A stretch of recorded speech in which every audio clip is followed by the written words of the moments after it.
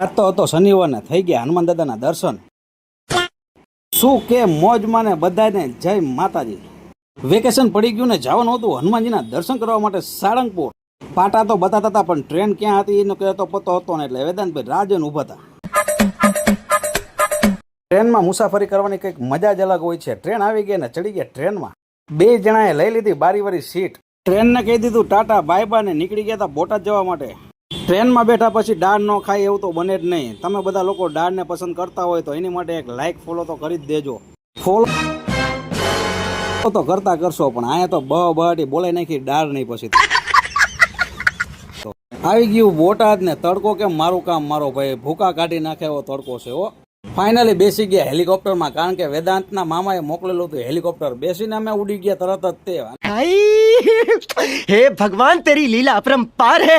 Road કયો છે તમે જરાક જણાવી દેજો. બોટાદમાં આવેલો છે. બરોબર તડકો ચડી ગયો માથે ને પહોંચી ગયા સાળંગપુર હનુમાન દાદાના દર્શન કરવા માટે. જોઈ લ્યો આ સાળંગપુર છે. અહીંયા કેટલા લોકો આવે છે દર્શન કરવા કોમેન્ટમાં જરૂર જણાવજો. જય બજરંગ બલી, જય શ્રી રામ. તડકો ભલે ગમે એટલો પડતો હોય પણ સાળંગપુરમાં ભક્તોની ભીડ જોઈ લ્યો તમે. ઓહો આવો નજારો જોરદાર. તડકો એટલો જોરદાર છે ને ભક્તોની ભીડ એટલી બધી જોરદાર છે. ફાઇનલી આપણે આવી ગયા અંદર ને અંદરનો નજારો કંઈક મંદિરનો અલગ જ છે. જોઈ લ્યો તમે. અહીંયા આવેલા હોય તો કોમેન્ટ બોક્સમાં જરૂર જણાવજો. ગળદીનો તો પાર નહોતો. એક બાજુ ડિગ્રીનો તાપમાન વધતું હતું અને એક બાજુ ભક્તોની ભીડનું તાપમાન વધતું હતું. ફાઇનલી થઈ ગયા આપણને આગેથી હનુમાન દાદાના દર્શન. શનિવારનો દિવસ હોય ને એમાં પાછા હનુમાન દાદાના દર્શન થઈ જાય તો પછી આપણું જીવન ધન્ય થઈ જાય મારો ભાઈ. લાખો શ્રદ્ધાળુઓ ભક્તો અહીંયા જોઈ લ્યો સરસ મજાના દર્શન કરી રહ્યા છે હનુમાન દાદાના. અને તમે પણ કરી લેજો સરસથી દર્શન.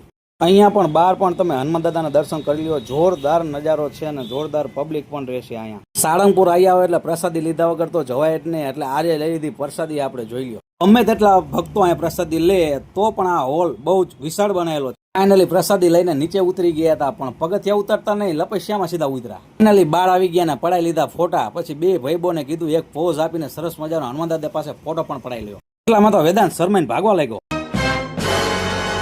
તડકો ખૂબ જ હતો. 46 ડિગ્રીએ પહોંચી ગયો તો એટલે ઠંડુ તો પીવાનું કંઈક મન થાય જ તે. એટલે મેં કહ્યું ઠંડુ નથી પીવો ચાલો ગુલ્ફી ખાઈ લઈએ. આ બાજુ મેંગો ડોલી, આ બાજુ રાસબરી અને વેદાંત ભાઈઓ ઉપાડી છે ઓરિયોની સ્પેશિયલ કેન્ડી. જોરદાર. નાના છોકરાને બહુ ભાવે મારો ભાઈ. સાળંગપુરમાં તમે એન્ટર થાવ એટલે અહીંયા સરસ મજાનું કેન્ટીન આવેલું છે. તમે લોકો જો આવ્યા હોય તો કોમેન્ટ બોક્સમાં જરૂર જણાવજો કે ફૂડ અને અહીંનો નાસ્તો તમને કેવો લાગે છે. ટોપ નંબર. મને તો 1 નંબર અહીંયા નાસ્તો લાગ્યો છે. તમને કેવો લાગ્યો જરૂર જણાવી દેજો. ઓરિયો કેન્ડીનું રિબિન ઓપનિંગ કરી નાખ્યું વેદાંતભાઈ. જોઈ લ્યો સરસ મજાનું. હનુમાન દાદાના દર્શન કરીને નીકળી ગયા હતા બોટાદ રેલવે સ્ટેશને. રેલવે સ્ટેશનમાં જોયું તો ટ્રેન તો હજી બેઠી જ હતી અહીંયા. આપણે કીધું કે આ વખતે ટ્રેનની અંદર નહીં ઉપર બેસીને જવું છે.